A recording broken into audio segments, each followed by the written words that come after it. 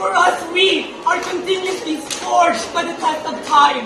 The spirit to survive and to bounce back remains undefeated. I, as quiet as a bamboo, for I am a man of earth. We are a man of earth. My hair will all be blown away by the winds. And my legs may be crippled by the smash of waves. I will stand and pick up the shattered pieces of myself and continue to live.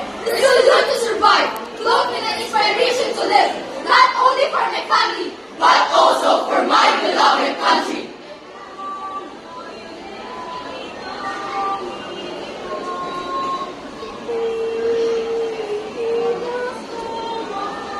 Filipinos unite in the midst of crisis, regardless of socio-economic status, religion, and creed.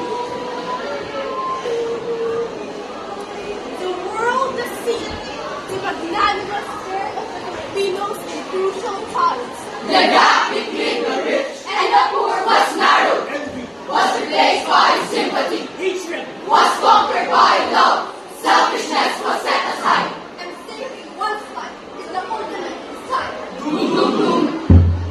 His Filipinos have captured innumerable foes, not one and not two, and shall always strive to champion in all odds.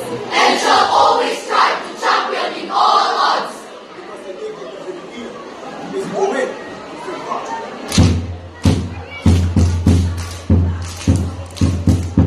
We may be daunted by the horrible scenes around us, but certainly we will be strengthened by unwavering faith in God. We have been lauded by many nations in the world for our resiliency